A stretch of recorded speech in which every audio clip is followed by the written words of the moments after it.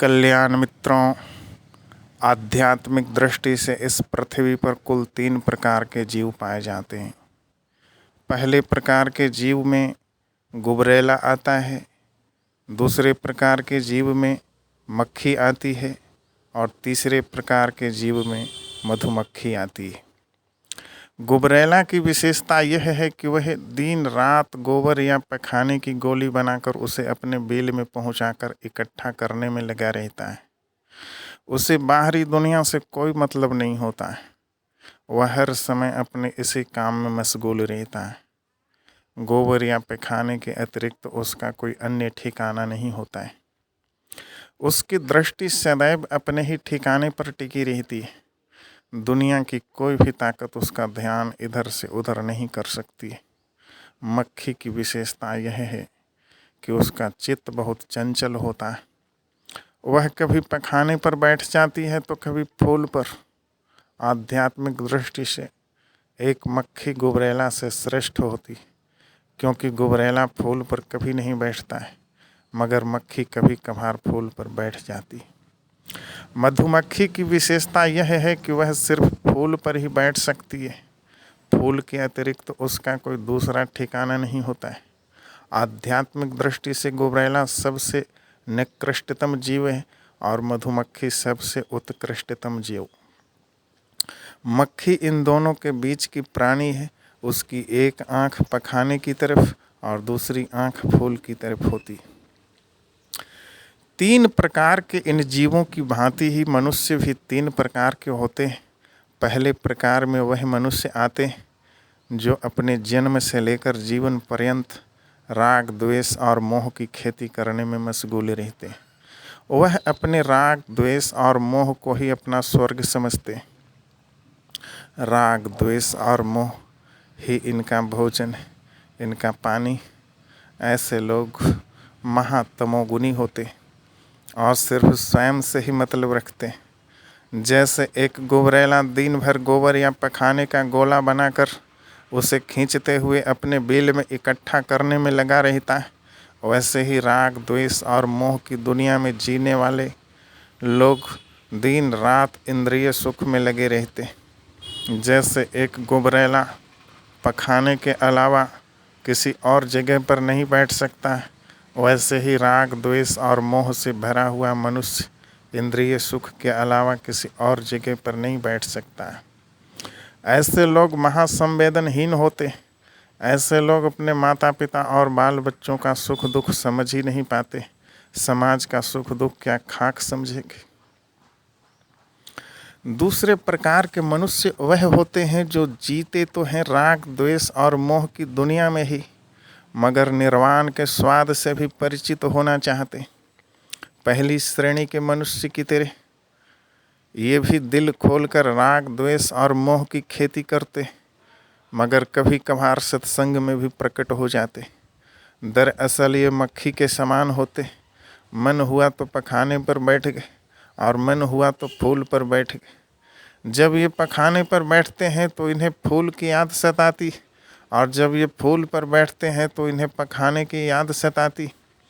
इसलिए सदैव इधर से उधर और उधर से इधर चक्कर लगाते रहते। पखाने से मन भर गया तो फूल पर बैठ जाते और फूल से मन भर गया तो पखाने पर बैठ जाते। ये जो दूसरी श्रेणी के मनुष्य होते हैं वह पहली श्रेणी के मनुष्यों से उत्तम होते हैं। पहली श्रेणी वाले का तो विषय वासनाओं से कभी दिल ही नहीं भरता। उनका तो बस एक ही ठिकाना होता है। इसलिए दूसरी श्रेणी वाले पहली श्रेणी वाले से अच्छे होते हैं। कभी दिल हुआ तो राग, द्वेष और मोह की खेती करके दुख की फसल काटने में लग गए, तो कभी प्रज्ञा की खेती करके निर्वाण की फसल काटने में लग गए। दूसरे प्रकार के मनुष्य रजोगुणी होते हैं। कभी तमोगुण की तरफ बढ़ते तो कभी सतोगुण की तरफ। तीसरे प्रकार के मनुष्य वह होते हैं जो राग, द्वेष और मोह से समान दूरी बनाकर चलते और सिर्फ शील और प्रज्ञा से ही मतलब रखते। ऐसे लोग ही निर्वाण और सुगति के सच्चे अधिकारी होते। इनका बस एक ही ठिकाना होता है, निर्वाण। जैसे एक मधुमक्खी भूलकर भी पखाने पर नहीं बैठ सकती है, वैसे ही ऐसे लोग भी भूलकर भी राग द्वेष या मोह की खेती नहीं कर सकते। जैसे एक मधुमक्खी फूल पर बैठकर उसका रसपान करने में लगी रहती है, वैसे ही उत्कृष्टतम कोटि के साधक निर्वाण रस का पान करने में लगे रहते हैं। ऐसे लोग महासतोगुणी एवं सबके आदर्श होते हैं और समाज में मैत्री और करुणा का वातावरण स्थापित करने में इनका सबसे महत्वपूर्ण योगदान होता है।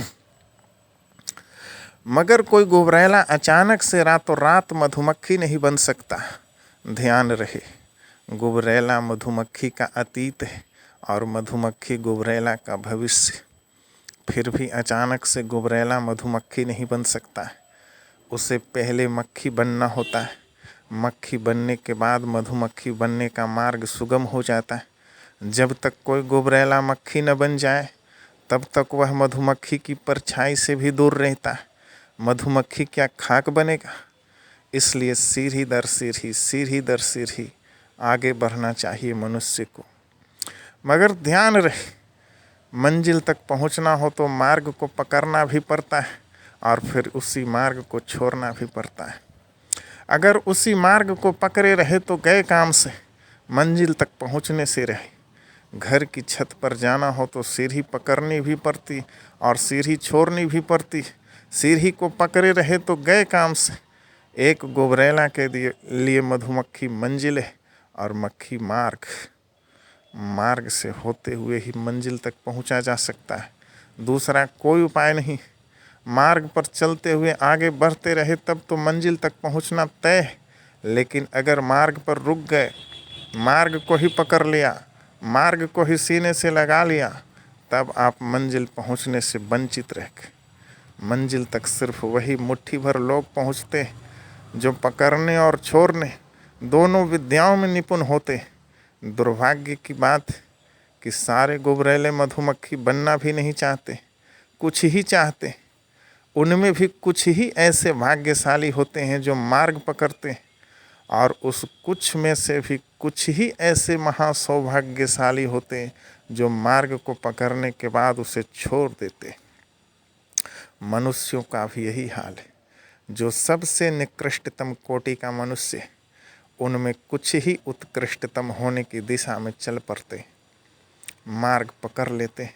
और मार्ग पकड़ने वालों में भी कुछ ही ऐसे होते हैं जो उस मार्ग को छोड़ देते हैं। मार्ग पकड़ने वाला भाग्यशाली और फिर उसी मार्ग को छोड़ने वाला सौभाग्यशाली। तमोगुण से सतोगुण की अंतर यात्रा में साधक अगर मार्ग को पकड़ ले तो वह रजोगुण में ठहर जाता है, और अगर पकड़े हुए मार्ग को छोड़ दे तो वह सतोगुण में ठहर जाता है। ध्यान रहे,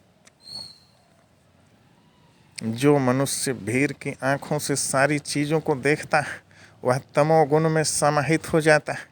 जैसे भीड़ राग द्वेष और मोह की खेती करके दुख की फसल काटने में लगी रहती है, वैसे ही अपनी आँख बंद करके उस भीड़ का अनुकरण करने वाला मनुष्य भी राग द्वेष और मोह की खेती करके दुख की फसल काटने में लगा रहता है।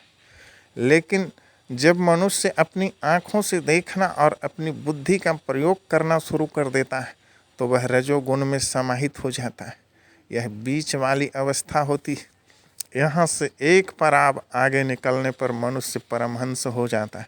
अपनी आँखों और अपनी बुद्धि का प्रयोग करते करते जब मनुष्य को आर्य सत्य का ज्ञान हो जाता है तो वह सतोगुण में समाहित हो जाता है। याद रखें, असत्य मनुष्य को गुबरैला जैसा निकृष्टतम कोटि का जीव बना देता है, सत्य मनुष्य को मक्खी जैसा रजोगुणी बना देता है, और आर्य सत्य मनुष्य को मधुमक्खी जैसा परमहंस बना देता है।